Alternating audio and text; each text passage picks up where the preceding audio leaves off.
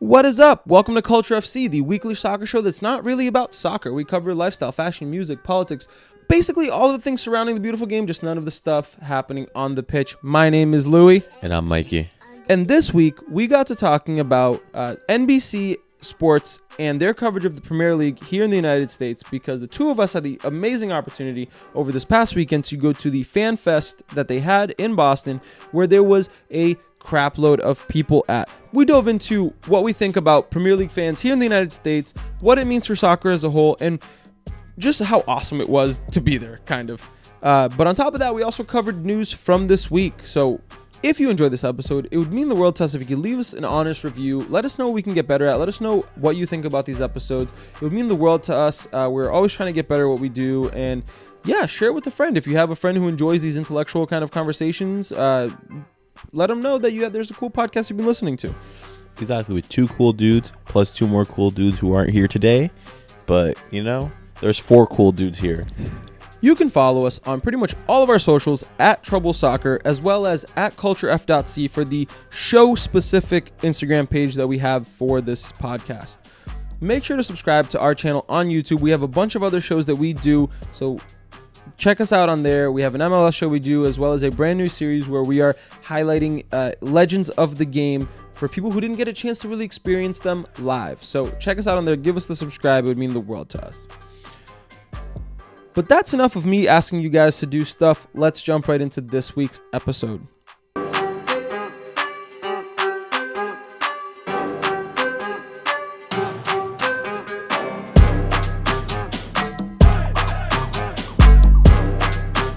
But all right, jumping right along into this week's little news topics. First one is the New England Revolution head coach, Brad Friedel, called out MLS players' mentality. So he was really frustrated the way that his team played, but then again, he must have forgotten he was managing the New England Revolution and must have forgotten that they suck. But he basically called out all the different players in the league, saying that the mentality of a player in this league, a lot of players, when they lose, it doesn't hurt enough, Friedel said. There's not relegation. They don't get fined. They don't have fans waiting by their cars. They don't have people beating them up. They don't have the pressure they have in other leagues. And so this has caused quite a little bit of a stir, but I wanted to get your feelings on this initially. Like, what do you think about the statement? Is it a little harsh? Is it kind of fair? How do you feel about it? If you think this statement is harsh, I think you're sensitive. This statement is completely true.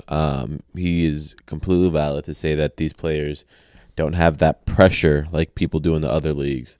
You know what I mean? Like, fans will really show up to training grounds and yell at you if you guys are doing poorly. And unfortunately, the U.S. doesn't have that because of the no relegation policy. Well, the other part that I found interesting, too, was the relegation part. I thought was super important because of what we talked about last week. And, we really dove into promotion relegation here in the United States. And it was really interesting to see a head coach for a club in Major League Soccer calling for promotion and relegation, despite the fact that the league's stance on it is they're anti-promotion, they're anti-relegation. And so when you have a head coach in that league calling for it, it makes a very weird dynamic. And I can't imagine what that conversation must have been like afterwards if someone hit him up and be like, hey, bro, we're not supposed to talk about this. Like, we're not supposed to give this any credibility. So I found that part to be very interesting. Definitely Don Garber sent him the text like, bro, calm down. You wilding out right now.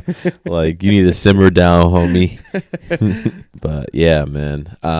Especially since Brad Friedel's career, he really did play in England for a lot of it. So he knows what it's like. He's felt that pressure. I definitely think he has the right to say that. No, yeah, and I think that what I found even more interesting about the comments, aside from just the promotion relegation part of it, was, there really isn't any pressure on these players. And I'm not saying that there should be any violence or anything of that nature. So when he's talking about how, players aren't being confronted in the parking lot or things of that nature, it's a little weird because we don't want to promote violence, but it's also a matter of like these clubs are for the community. It's for the people. And you have to remember that. And here in the States, it's not, people, I can't even imagine a single Revolution supporter trying to confront somebody in the parking lot of Gillette. Like, no way. Like, no one would ever possibly do that. That's because all Revs fans are like grandfathers taking their grandkids to games and stuff. Not all of them.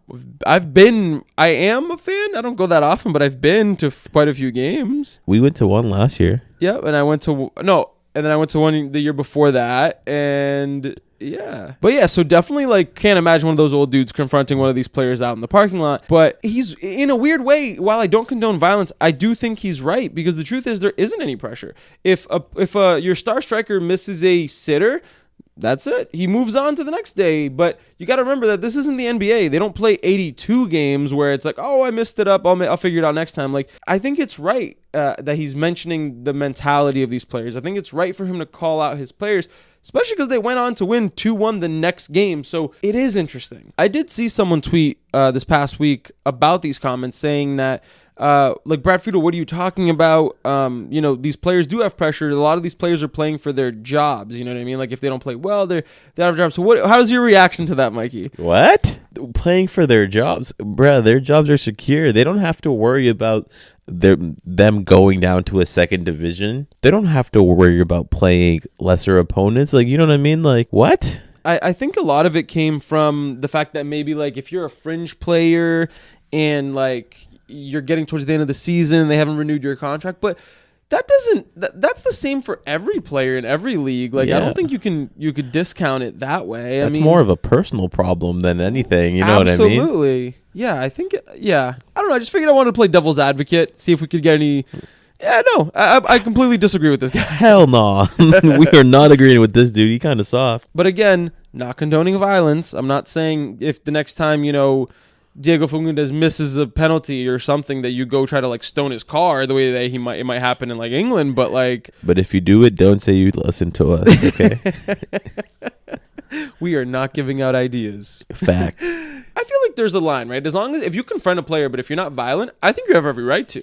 You paid money to go watch, and if it's shit, I think you should confront people. Just don't be violent. Exactly. You know what I mean? Like you'll go to an NBA game and you'll hear the fans scream at them. Yeah, every fan deserves to scream at them. If you paid them, I mean, if you have season tickets, why not? Be able to yell at least one mean thing. That should be a thing in their season ticket agreement. Like you could yell one mean thing at one person. Oh man. But all right, moving along to another topic that's a little reoccurring. If you remember a couple episodes back, episode 51, I believe, we talked about Olivia Moultrie, the young 13-year-old girl who had gone professional. We talked about her contract with Nike and how she's getting a lot of money, getting a lot of publicity from all of this. But one aspect that we didn't talk about, it happened over the last couple weeks, is that so Olivia Moultrie gave up her UNC scholarship. Yep. And has now been training and practicing with the Portland Thorns, one of the best women's teams in the States. And she just debuted in a preseason game for the Thorns over this past week. She played the whole second half. And, like, this is a 13-year-old girl who played 45 minutes against professionals in a real game. Like, I don't care if it's preseason. You are a professional. Exactly. She was on the field at the same time as the 35-year-old Christine Sinclair, who is a legend of the game. Like, you're a professional. Yo, Louis, what were you doing at 13? I'm not going to lie. The doors were locked somewhere, and I'd rather not say. 13-year-old me was definitely not being a professional soccer player. I'll tell you that. But what's really interesting is that we talked about how the FIFA rules don't allow her to participate technically in the league until she's 18, but there's no rule against her playing a preseason game. Yep. And so that's how they explored that loophole. But so what did you think about this, Mikey? I think it's great, honestly, especially for everyone, soccer in general. Like, she's 13 going up against players that play on the national team. The fact that she's attracting this much attention, and now she's debuting with a team that she plays for at a lower level because she cannot play at the top. You know, this is big, especially for the league. I believe she should be allowed to play in the league. They broke the rules for Freddie Adu to play in the league when he was 15. And That's exactly where I was going with this. Do you think that it's both a cautionary tale and one that's very interesting? Like you said, they had to create new rules for Freddie Adu when he made his debut in the MLS. Do you think they should do that for the NWSL? Yeah, definitely. And so, but does the story of Freddie Adu not kind of scare you where, he hit the hype too early? Or do you think, how do you compare that, right? Because if, let's say she debuts for the actual Portland Thorns and it starts to play and starts to really get her hype really built up, do you think she could stagnate and go the way of Freddie Adu? Or do you think that these are two separate occasions, so we can't judge one by the other? We can't judge one by the other. It's definitely two different cases. Olivia does train a lot more than a lot of people usually do. She's homeschooled and plays soccer all the time. So, yeah, fair. You know what I mean? So, I do believe that this is two different cases. You know what I mean? You can't tell what's going to happen yet because it's obviously the future. But you don't know if she's going to stagnate or she could become the best female player ever. Right, and it's almost like it's also kind of a case of ageism in a way where it's like, if she's good enough, should there be a law or rule that doesn't allow her to play? It's not like this is American football or soccer is a contact sport, but it's not I'm going to knock you the fuck out sport. You know what I'm saying? It's if there's contact, it's a shoulder-to-shoulder tackle or it's a slide tackle, things along that nature. So I don't really see anything that should stop somebody if they're good enough to play from playing. And from what I've seen, she's tall. We watch highlights, she is there within the same height with these players. I don't think size is a problem. It does mitigate that, right? If she's the same size, does it really matter how old she is? I wonder what is the sticking point on this, really. I wonder if it's the comparisons to Freddie Adu. I wonder if it's the fact that people are just like, oh, but she's such a young girl, or what it is. Yeah, like a liability type of thing. Sort of, but at the same time, like you said, she could be a global superstar if, they take care of her the right way, which it seems like they're trying, you know what I mean? The coach from the Thorns said that he really liked what he saw from her. One of the little videos I saw, she lost the ball, but then worked her ass off to recover it. So, shows the heart, shows the desire to be there. And so the way I see it, if she's good enough to play, it doesn't matter how old you are. And I mean, I don't know. I just think give her a shot. If she fails, she fails. Put her back into the academy. Put her back into the under 20s or whatever it is. But if she's good enough to play professionally, no one should be able to stop her. I'm sorry. I don't care if she's 13. Why are you holding this little girl back? Yeah, absolutely. And I mean,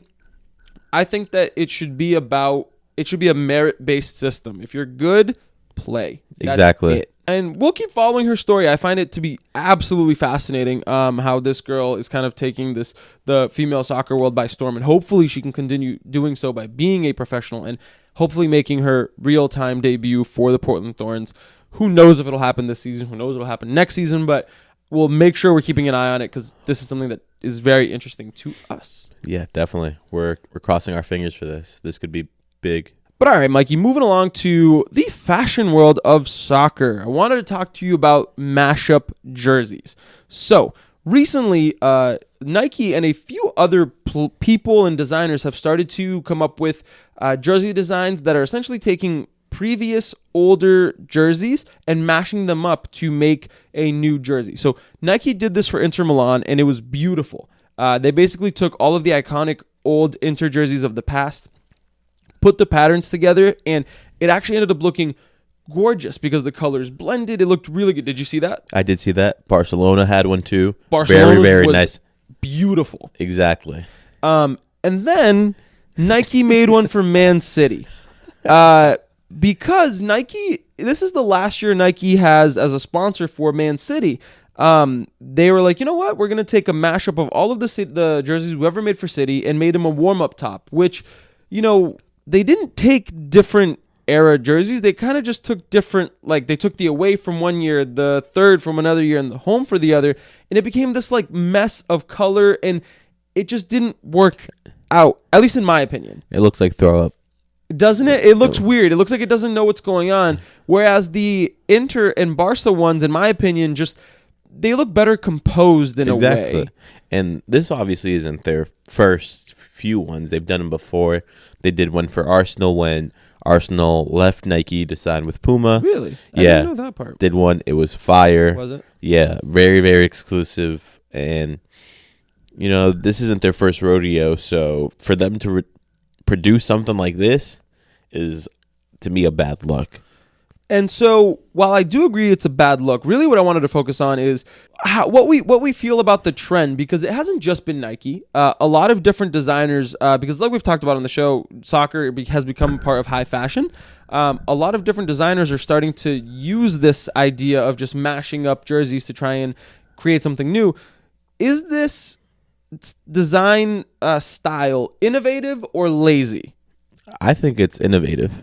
I definitely think if you could pull it off, a mixture of colors that match, a mixture of styles that don't make it too hard on the eyes and make it look right, I think it works. So I think it's moving fashion forward a little bit. Because I want to agree with you. I do.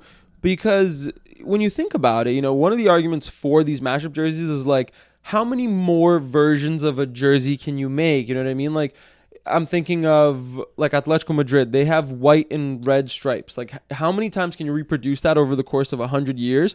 Especially given companies now are coming out with jerseys every single year for their clubs. Exactly. It's almost like it's an idea where every couple of years you can kind of break it up and create a mashup jersey. But at the same time, when I see things like the Man City kit, I think like, man, it's just getting kind of lazy. It's almost like, hey, we don't really have any other ideas. Let's just take everything we made before and put it all together. Yeah, I honestly think they were like, let's try hard with this Barcelona one because everyone knows Barcelona will sell. And they have history. Yep. Let's give it to Inter. They have history too. They have trophies like that. And, that one hit too. But boy, this City one is fucking ugly. Right. And the thing is, they're using it as a warm-up top for, I think, the games from now to the end of the season. Do you think that we're going to start seeing these mashup jerseys on the field soon? Do you think it's going to become a legitimate jersey that clubs will be rocking? Or is it going to be this, like, almost like this fourth style design that's only, like, on the shelves but not really used on the pitch? Basically, what I'm asking is, will it ever be the home jersey for a club? Yeah, I definitely think so. I think they might have one next season. Really? I could see it happening, especially since PSG had 4 jerseys this year, 2 of them made by Jordan. So they're always, especially since Paris is one of the fashion capitals of the world, they're always trying to go fashion forward. And I honestly think I could see PSG making one as a 3rd one or a 4th one for Champions League or for something like that. That would, yeah, no, and I could see that. And like I said, I don't necessarily think I have a problem with the tactic or the design style of doing so. I just think it needs to be done well in a way where you're honoring the club with the history and doing it in a way that is creating something new, not as a scapegoat of being like, I'm bored, we have nothing else to do, I have no ideas, let's go with this. Yeah, literally what it looked like for the Barcelona and Inter, like we said, were put together perfectly, flawlessly. But cities, they literally were like cut, boom, tape it up. All right, we're good. And it just looks like a big X on the front of the jersey with like 4 different regions with a bunch of different colors. And I think, Barca and Inter, they kept the use of colors down so that it wasn't just so out there. Exactly. Whereas it kind of created the sense where you're looking at it, it was like, man, it's a really cool break of different parts of the jersey, which each one has like a bit of history. So I don't know. This is such a weird topic to talk about because it divides me so much internally. Yeah, no lie. Like the Man City one, you could probably get away with that wearing it to like an ugly Christmas sweater party. That shit is hideous. Well, there's a good idea for you City fans that listen to us. Maybe wear that to your next Christmas party. And PSG, if you guys do a mashup jersey, I need the credit. At least royalties, please. Something. Send your check to Culture FC. We'll fly us out for a game. Let me meet Neymar or Mbappe. Shoot, I'll meet Rabiot if he's still there. I don't care. Someone. Come on, PSG. Help us out. Help the boys out. But all right, Mikey. So, moving along to our main topic of this week, I wanted to discuss the impact that NBC Sports has had on soccer in the United States. The reason I wanted to talk about this topic is the two of us over this past weekend, we went to the Premier League Fan Fest that NBC Sports held in Boston at Fenway Park. It was crazy. It was so many people, and according to Boston.com, there were 12,597 people at the Fan Fest. Essentially, they took us this like really long street and closed it off end to end, and they put up a bunch of TV screens where they were simulcasting all of the different games from the weekend, where each game was on a different TV. So, the Man United supporters could be in front of one TV, and the people who support Brighton could watch the other TV, and the people who were watching Huddersfield get relegated could watch the other TV. Damn, that's heartbreaking, dude. You gotta be sensitive about that. But they actually did get relegated. I know, R.I.P. Huddersfield. But the what was really interesting is just the energy that was at this place. I mean, it was so strange to us, I think, because I've been to the Man United bar in Boston. There was a lot of people there, but I didn't realize that it was to this scale that people loved it this much. You know what I mean? It was definitely eye-opening. I agree with you. I've never seen so many people wearing so many soccer jerseys, different ones. I saw almost every club you could think of. I saw Brazilian clubs. I saw Italian clubs, French clubs. I saw a bunch of different English teams. And what was really interesting is you saw people wearing Premier League jerseys for clubs that hadn't even played that day. We saw a bunch of guys with Arsenal kits. Yeah, Arsenal played. We're recording on Monday, and this happened on Saturday.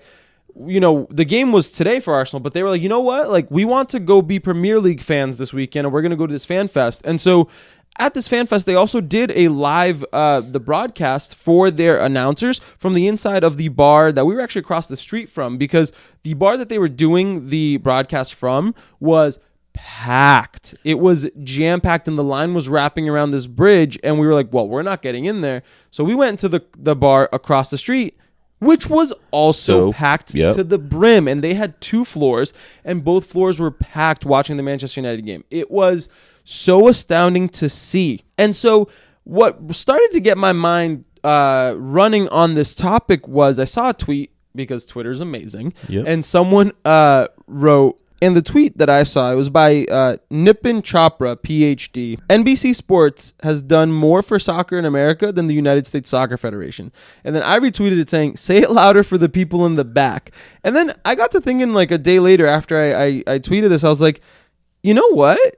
That's kind of true. And we talked about this a couple weeks ago about how the explosion of the Premier League has kind of coincided with the accessibility that NBC Sports has kind of provided with their coverage.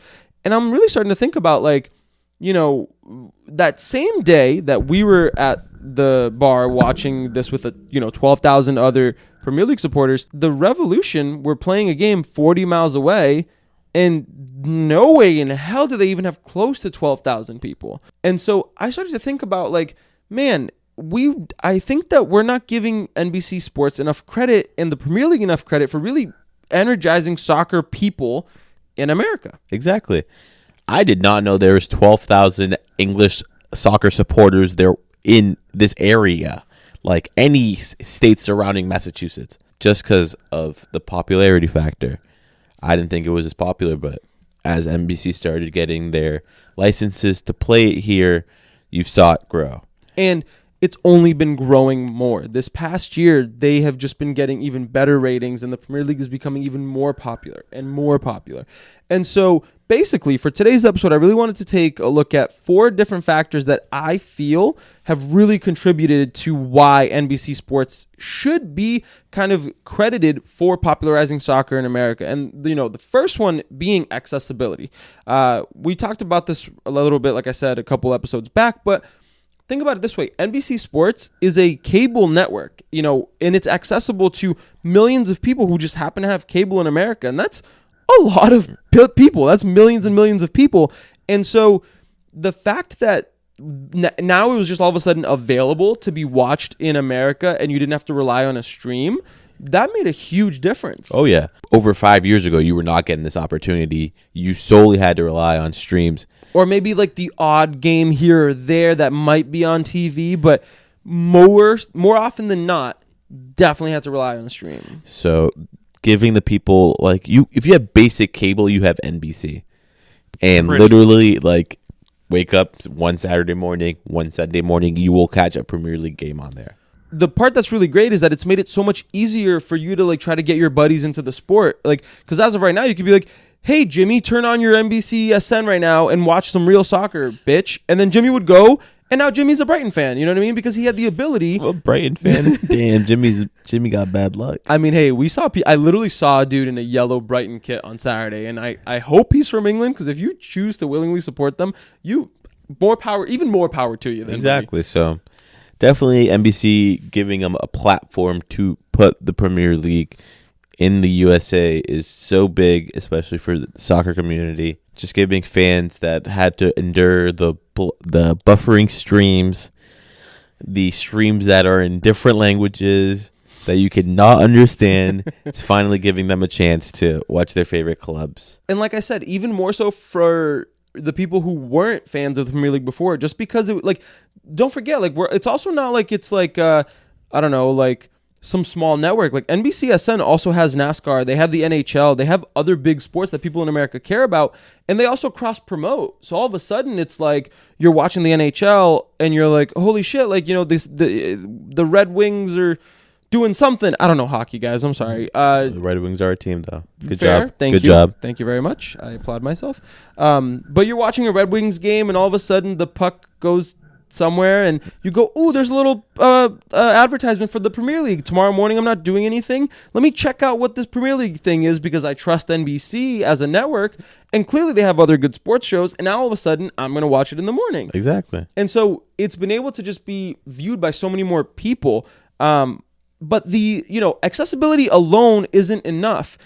It's the fact that NBCSN also changed the culture around how people consume soccer in a way, because of the time difference, and because the Premier League games they play in the morning on Saturdays and Sundays. NBCSN had to kind of view it from a completely different lens. Every other sport they ever kind of covered was like a night game or an afternoon game, and so basically one of the things that I personally think they did really well was embracing this thing that they created, like the Premier League mornings. And they embraced this idea of like, yes, it's breakfast time on a Sunday and Saturday, but wake up and watch this game. And, then they have the Twitter campaigns where they're like, send us a picture with your morning coffee or whatever it is. And so by embracing that culture of a different time for a sport, and to really embrace the idea of like, hey man, breakfast is cool. Exactly. Pop on some footy. Exactly. Like, let me get this everything bagel that's toasted. I'm gonna munch some cream cheese, a little bit of lox if you're into it. Lox. Maybe get yourself some. What are lox? It's salmon. Oh. It's white people breakfast, man. Come on. Oh, okay. All right, my man Louis on a different level. I don't like salmon. I'm not gonna lie. I have a girlfriend who likes lox, so we know what it is. That is what it is.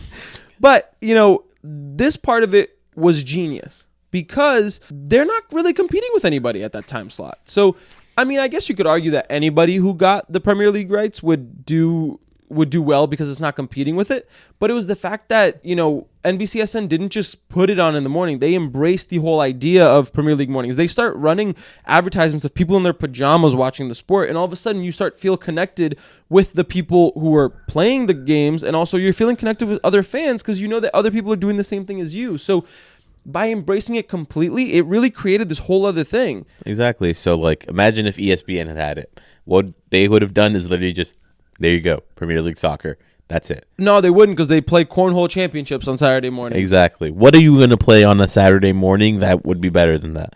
Like, NBC, like, thank you for not being ESPN. Literally. But the other part about it that was also genius is that, think about it, the earliest games for the NFL are 1 o'clock. Exactly. Unless it's like an 11 o'clock game that they're playing in London. Right. But even so, that's like one game a weekend. Yep. If there's an NBA game that's early, the earliest it's going to be is like a noon or 1 o'clock matinee. Yeah, and that's only for like special occasions. And it's only for special occasions like holidays and things of that nature. The fact that there was no competition for that time slot was massive. You know what I mean? Because what else are you going to do at that time? You're going to have breakfast. So exactly. They really did a good job of really playing to that level. And I think that really started to build momentum for the sport.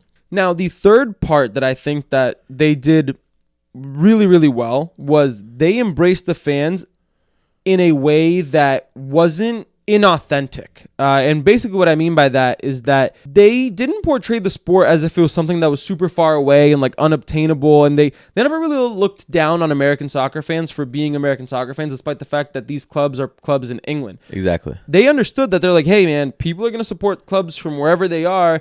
And just because you're an American soccer supporter of your club doesn't make you any less than a supporter who lives in England. Exactly. You know what I mean? NBC does a good job shining light on fan clubs around the country that they wake up and go to a bar or a restaurant that has an owner, has a manager that loves the same team as them. For like an 8 o'clock kickoff. Exactly. We'll open up, serve them drinks if they want to, whatever they want to do, have breakfast. No, but I know what you mean. It's the fact that they truly just embrace the people. They're like, you know what, man? Just because you're a dude who lives in Boston but you support Man United, or you're a dude who lives in LA and you support Chelsea, like that doesn't make you any less of a supporter. And exactly. I think that was important for people to not feel excluded in a sense. Exactly. This wasn't a broadcast for English people living in America. No, this is for everyone living in America. This was a broadcast for literally everyone living in America. You got it spot on, Michael. This is America. Guns in my area. I was trying to remember the next line of lyrics. I could not. But yeah, no. And I think that was really awesome because it easily could have been that way. They easily could have started to look down on American English Premier League supporters and being like, you don't know what you're talking about. We're going to, dictate this towards the people who know what they're talking about. Yeah, exactly. But they did it in a way where it was enjoyable. It was informational. They teach you almost subconsciously by the way they talk about the sport. That was super important into educating people about this aspect of it. And on top of it, just the fact that they do events too, because Premier League Fan Fest in Boston was massive. Again, I'm going to say it one more time. It was truly huge. And so I really felt part of a community of Premier League supporters here in the States, right? It was like we go in and it's just like a sea of people in different kits and people coming in and coming out. And, just by doing these events and showing that these people matter, it really brings a sense of community to everybody around here who love soccer, because everybody who follows the NFL has that, like exactly. In your day-to-day, you meet people who support the same NFL team you do or the same NBA team you do. It's not the same for the Premier League. Definitely not. And so by creating events and putting the effort into making these fan fests, I think this is a massive reason why people have started to support clubs from English Premier League. Because think about it, right? You're a regular Boston person. You have no idea about soccer, but, maybe you drive by Fenway every day, or you need to go to Kenmore for whatever reason. And you see that many people outside, you're going to be like, what the fuck is going on? Exactly. You live in Boston, you watch the news, like, 12,000 people gathered at Fenway and the Sox don't play till next week. What are you talking about? What's going on? Or you see an advertisement about it because they advertise it too. And they're like, Fan Fest in Boston. Wow, I live down the street from there. Let me go check it out. Let's go see what this is. So they do a really good job of, it was eye-opening for me at least. And you know what's funny? I don't know if you saw this, but they brought a WWE dude. His name is Sheamus. Yep. And he was doing stuff yesterday for the second day of the Fan Fest because it was over 2 days. And I'm like, that's really cool. Like, that's a whole other thing, right? Because here's a guy who's in the WWE, and he clearly has fans in America. People know who he is. And he is an avid soccer supporter. He's an avid Liverpool supporter. He comes to Boston, and he's part of their panel of their announcers. Like, that's even cooler. Like, you're bridging the gap between so many other sports within this event that's then going on TV. And it's just showcasing around the whole country that, hey, it's okay to support an English club. Exactly. Just because, even though you're in America. And I just thought it was really cool that they were bridging the gap with wrestling fans who also might like soccer. For sure. And I think that goes back to that same thing where it's like you can love other sports, but these games are in the morning for you in America, so watch them too, which I think is a very powerful argument. Exactly. You get up in the morning and you play on your phone. Might as well watch a soccer game. Right. And then lastly, I think the last thing that I wanted to really credit them for is they're just being damn good at their jobs. Everybody that NBCSN has covering the Premier League, I find them to be phenomenal at their jobs. Rebecca Lowe is really good. Yeah. Rebecca Lowe. My God. Lily, calm down. Sorry. Kyle Martino, the two Robbies, and even, hell, the Men in Blazers are so good at what they do. Oh, yeah. Shout out to the Men in Blazers. Their podcast's pretty funny. I used to enjoy it quite a lot. I don't get to listen to it as often as I would like anymore, but it is one that I did enjoy very thoroughly and still do every once in a while. But I think that all of their in-studio people are really good. Their announcers during the games are just really, really good. One thing that I love about them is that they don't push an agenda. Exactly. They aren't there to be like, oh my God, the soccer's so great. Watch it because it's so awesome. No, they have unabashed commentary. They have full-on discussions. They dive deep into the real matters of the sport. And they have people that know the sport speaking about it. You know, just by them being really good at their jobs, the people who know the sport, who have followed it for years, it's much easier to enjoy their broadcast because I never feel like they're trying to, you know, shove their own agenda down my throat. They're honestly just like, hey, we're commentators. This is what happened in the sport. This is what we think. And their opinions are based in like good facts. Like I just like the way that they do it.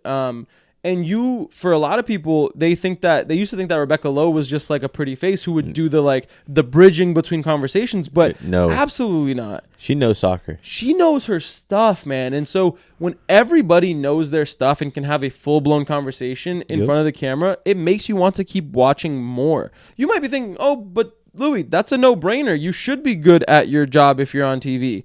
Well, if you think that, I'd ask you to go watch Fox Soccer's coverage of the MLS, which sometimes it does feel like they're forcing their agenda, and sometimes it feels like they're overlooking certain aspects. And they definitely have a lot more bias.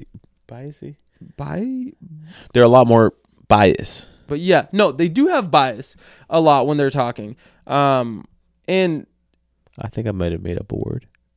What word? Biasy. Biasing? Biasy. But no, I'm kidding. But yeah, I definitely think they are a lot more biased than NBC would have been. And so I guess to kind of answer the question is, so does this mean that NBC Sports made soccer explode in America? Absolutely not. I think that at least not alone anyway, right? Exactly. I think that, there are many, many factors that contributed to this. I think that the accessibility of the World Cup, the fact that social media is now super huge, that you don't because you don't have to listen to mainstream media now, you can kind of pick and choose what you pay attention to because of social media. I think as the years have gone by, more people have explored soccer in America, and there's a lot of other factors, but I think that out of anybody who's contributed to that growth, I think NBC Sports and their coverage really needs to get some recognition because they embraced it well, they did it well, and honestly, they do a really good job about it. I complete with you wholeheartedly, man. Now, I will say this isn't just a love fest about NBC Sports because what they've been doing this year has been pissing me off. They've been putting important games behind fucking paywalls to try and get you to subscribe to something that's like their NBC Sports Gold package, and that's upsetting me. Yeah, no, go back to what you used to have. Especially because that goes against one of the main points of what we talked about, the accessibility, the fact that they're doing all of that. You can't just start to charge people for the premium side. Now that they like it, you know what I mean? That's just such a backhanded move. Like, I don't like that. Exactly. What the hell? That's like giving a crackhead crack every day. And you know what, crackhead? You can't have that anymore. Have some sugar cookies instead. Like, no thank you. I don't want sugar cookies. If I'm a crackhead, I want my crack. Yup. Welcome to Culture FC. Greatest soccer podcast ever. Where the crackheads get their recognition. So how does this relate to the MLS? And how does this mean? And what does this mean for the MLS? Like I said, that day that we were at the bar watching this game, the Revs hosted, 1,000-something people. And so for us here in New England, it feels really weird because we've seen the growth of the MLS over the last couple of years. We've documented the growth of the MLS. We've talked about it extensively, both on this podcast and everything else that Trebl does on our YouTube, everywhere. But here in New England, it's almost as if like it's been avoiding us. People don't care anymore. Nope. Clearly, Robert Kraft doesn't care anymore. Exactly. He's too busy getting handies. But the fact that here's John Henry, a Boston businessman who bought Liverpool many, many years ago, invested in an overseas soccer club, and he brings that attention to Boston. Like I'm pretty sure he was at the Fan Fest, and like I'm assuming he must have been able to help negotiate something to get the Fan Fest there. Exactly. especially because it was right outside of Fenway, which he owns, and so I think it's a very interesting dynamic right now where we're looking at John Henry versus Robert Kraft as owners of soccer clubs. Exactly, and James Pelota, the owner of Roma, he lives in Massachusetts as well. He's also a Boston businessman. Exactly. I definitely think the Kraft family should give up their ownership of, not give it up. Ooh, but hey, that's a very decent idea. I think I'd be okay with John Henry taking over the Revs. James, whatever from. One of you guys should reach around and grab Robert Kraft and be like, "Hey, man, like any chance you'd want to sell your soccer club?" Exactly. Grab the Revs, move them to Boston.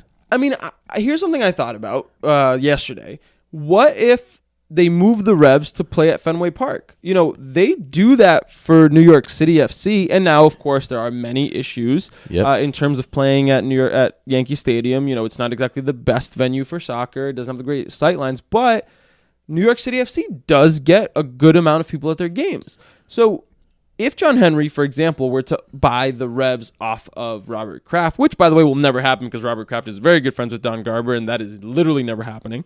But, let's fantasize for a little bit longer. Exactly. I think that it would work. Do you think it could work at Fenway? I mean, because they've had games at Fenway. Didn't they do Liverpool-Roma at Fenway a couple years back? They always do Liverpool. Liverpool always comes and plays a friendly. I think so. Not always, but they've done it often. Yeah, they've done it at enough that it's significant. At least 4 times in the last 4. Yeah. I don't know. Maybe I'm just not privy to all this. But yeah, long story short, it has happened. Yes. I don't know. I think that could be an idea. People listening, if you also like that idea, let us know. But there's also other places in the Boston area. Well, I mean, that's also true. Harvard Stadium. They could play at Harvard Stadium, refurbish that, make it a little bit better. They could share the field with BU. Yeah, definitely. Right off the pike there. But yeah, so I mean, I don't know. I feel like there's a lot of things that could be done to solidify a soccer fandom here in Boston, and I think the first one needs to be finding a stadium space in Boston. Yes. I mean, clearly having, and this is not news to anybody who even follows the MLS, having the Revs play at Gillette Stadium is just garbage. No one's going to go. The team's not going to get better. Nothing's going to change. Exactly. And it's been an ongoing, recurring thing for over 10 years now that Robert Kraft is, quote-unquote, looking for a stadium space in Boston. But yet the only time it was ever getting close to happening was when Boston were close to hosting the 2024 Olympics or whenever that is. And then once that fell through, all of the actual stories kind of fell by the wayside. And now they're still playing in Gillette. Nothing's happening. Their attendance numbers are dropping daily.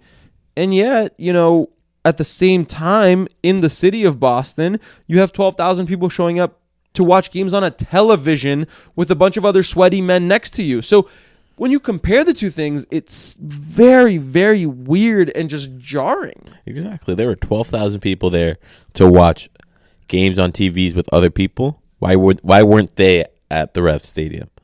Or, you know what I mean? It's just it just shows like if people feel so strongly about their Premier League club because of whatever reason, but the fact that they're willing to go to a very crowded part of Boston and stand next to somebody and watch the TV, which they could be doing from home. Exactly.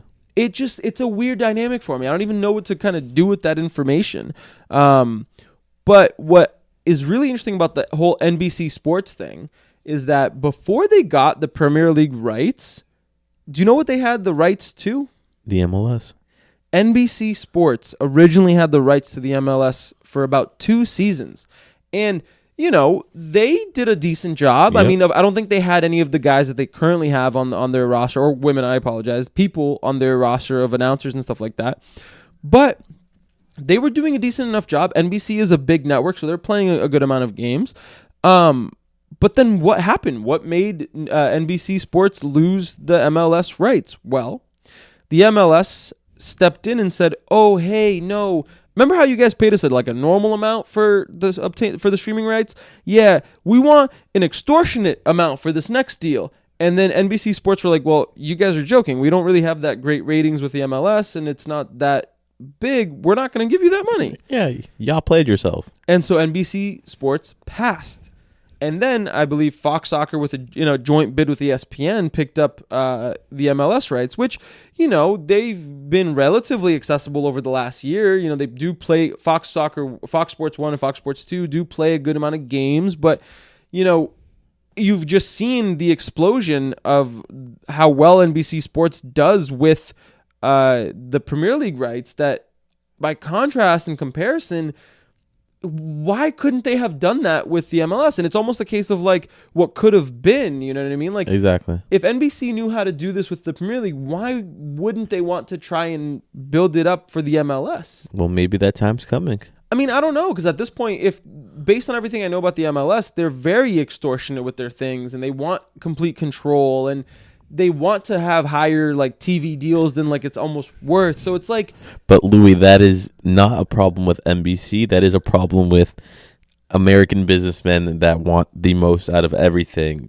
Right, but unfortunately, that's what impacts our sport, and it's like it's such a weird thing because you should make the MLS as accessible as humanly possible. I find it weird that sometimes I cannot find a channel to watch MLS games. Exactly. I'm in America. Yet, I can find at least several channels to play the Premier League, La Liga. I can watch Serie A now in America, yet I can't even find MLS games every once in a while. Exactly. And you can watch any single basketball you want to watch, any single football game you want to watch. Shoot, if you want to watch the AAF, if you even know what that is, you can watch that too on ESPN. Dude, ESPN, I'm going to say this a third time. ESPN plays the World Cornhole Championships during the summer. They play like competitive tag, dude. And so it's hard to look at it and be like, oh, but NBC would have done so much better with the MLS, because it's that game of like, you don't know what you don't know. Exactly.